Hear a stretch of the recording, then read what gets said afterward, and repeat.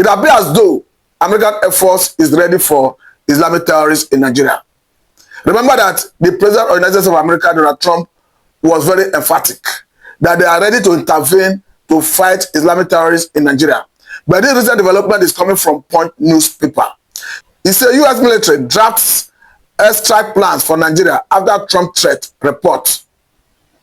He go further to say that the United States military has reportedly drawn up contingency plans for potential airstrikes in Nigeria, following an order from President Donald Trump directing the Pentagon to prepare to intervene to protect Christians from terrorist attacks.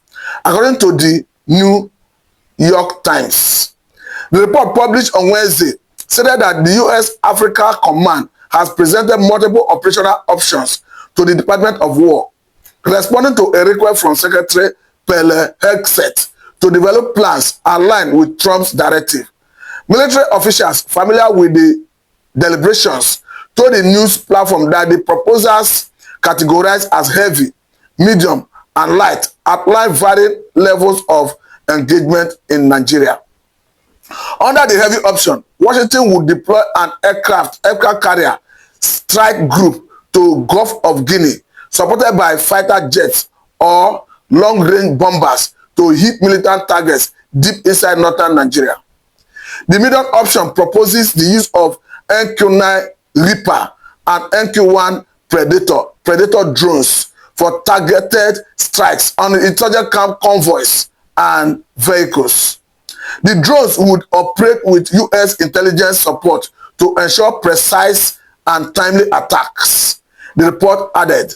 The light option, on the other hand, focuses on intelligence sharing, logistics support, and joint operation with Nigerian forces against Boko Haram and other Islamic groups accused of mass killing, abductions, and church attacks. Despite the planning, top Pentagon officials reportedly concede that limited airstrikes or drone operations are unlikely to end Nigeria's prolonged insurgency unless the U.S. launches a full-scale campaign similar to those in Iraq or Afghanistan. An approach no one in Washington is currently advocating. Punch Online earlier reported that Trump had threatened to deploy American military forces to Nigeria if the alleged genocide against Christians are not stopped. But the President Tinubu government refuted the claim in its entirety. But let me quickly say at this point that what we need is the end to killings. What we need is end to banditry. What we need is end to terrorism. Good thing, Nigerian government come out clearly to say that they are willing to work with America to eliminate terrorists. I must say it's a welcome development, more so as we are seeing different people, different groups encouraging the Nigerian government to strategically partner with the American government to ensure that they decisively deal with these threats. We are far concerned, the position of the likes of Shegumi have no space in the whole of this issue on ground. Because it beats all imagination how a Shegumi can, at this point, be talking about negotiation. At this point, be talking about that the government should not use kinetic approach. At this point, be talking about that it is a lesser evil for bandits to abduct people than for America to come and start attacking communities and possibly start killing bandits. Because one thing is certain, we have all agreed that bandits are bad, that Fulani militaries are bad, that terrorists is a bad phenomenon. And we have all agreed that they are killing Christians, they are killing Muslims, that they are even killing people who are even idol worshippers. So it's going to show that bandits are a common enemy to every patriotic Nigerian. So it makes sense to say, let us strategically as a country partner with the American government to ensure that we deal with this threat. More so, as even recently, the governor of Borno State have come out clearly to say that this issue of terrorism, Boko Haram, that they're already using drones to attack the military. So you begin to wonder, begin to ask, do we have sufficient air defense mechanism to address this new emerging threats? Because over the years, we have seen insurgency metamorphose into different groups, and we even see them mutating. And that metamorphosing is where you now see that before now, what we have was purely Boko Haram operating from Sambisa Forest. But currently, we have ISWAP, we have Ansar terrorist group, we now have bandits that have metamorphosed and have mutated, changed form. Because currently, they are no longer just in Sambisa Forest, they are in the states, like what we have in Zamfara, in Katsina, in Benue, in Plateau, in Kwara. So the best option as a people, as a country, is to acquire monopoly of coercive power to exploit them out of their hiding places, set their running and bring them to justice. And it is not out of place to systematically and strategically partner with American government for us to be able to deal with this, particularly this new emerging threat where it has been proven that they are now using drone to attack the military. Because the question is, if the bandits, or what America call the Islamic terrorists, of course, I want to say that that is the same thing as Fulani militias. That is the same thing as bandits we see currently.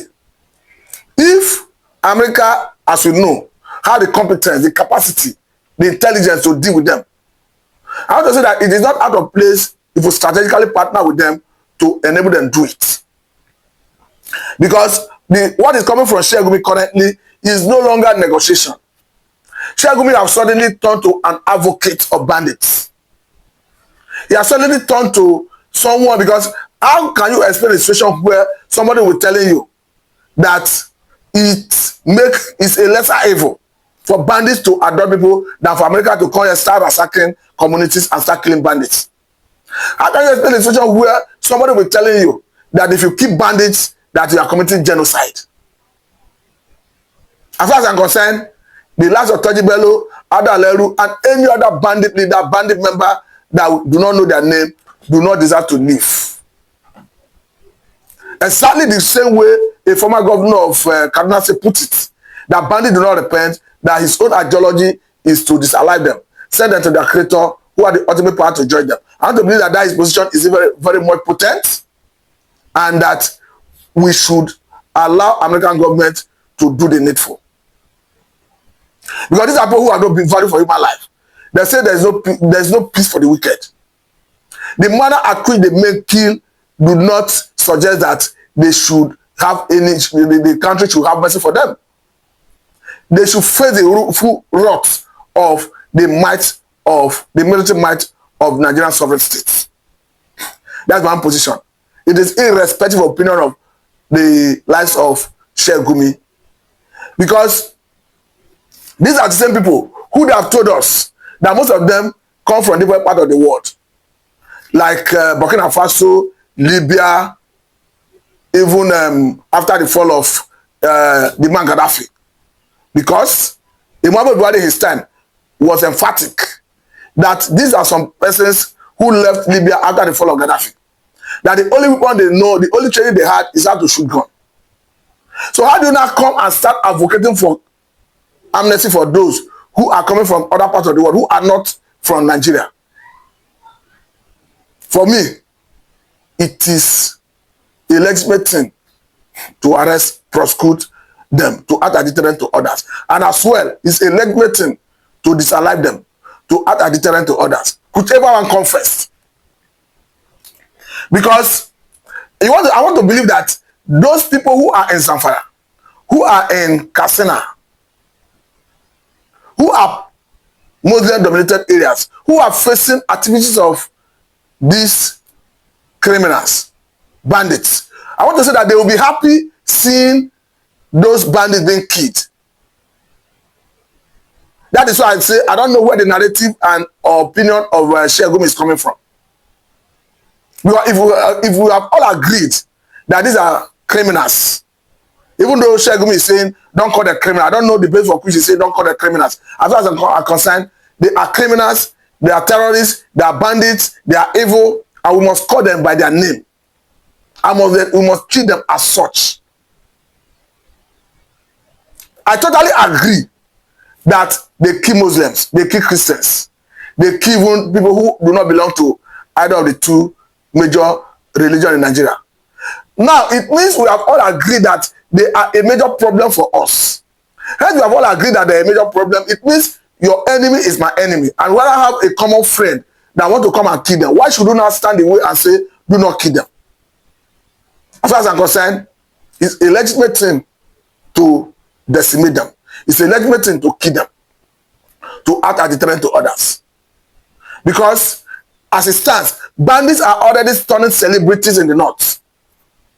Because each time they come out for negotiation, you see people in that community, anywhere they come out, start being excited, wanting to take photographs with them, running after them. And these people will come out fully armed. After they reported peace, they go back to their abode fully armed. So anytime the peace broke down, what it implies is that they will come out to start adopting and killing people. Or anytime they feel dissatisfied with whatever peace they are entering into. So that is why I say that whatever deal you say you are entering is not sustainable. And if it's not sustainable, it makes no sense to say you are following that route. What makes sense is what makes government ultimate a word over is for you to have monopoly or coercive power to give you the ability to police every inch of your territorial integrity. Look, I cannot imagine the government of America, government of United Kingdom, government of Russia, government of France, government of Germany, name it, going into this type of negotiation we see in Nigeria. There is a situation that may be permissible for negotiation. Like when we had the Chibok girls in captivity, the Dapti girls in captivity. If going for their rescue will endanger their lives, and you want to negotiate to have their release, then it's understandable. Not the current situation where you are negotiating. How long will that negotiation stand? And even the Shegumi is saying they should not drop their arms. So it means they are already sharing monopoly of coercive power with Nigerian state. And it's a dangerous trend that we must check. We must stamp them out of every inch of the Nigerian territorial integrity. It doesn't matter the opinion of Shegumi. We, the patriotic Nigerians, are solidly behind federal government in every genuine effort to stamp them out of every inch of Nigerian territorial integrity. Because personally, I've been a very strong advocate that the governors should be allow some level of security power to parade in order to deal with this issue.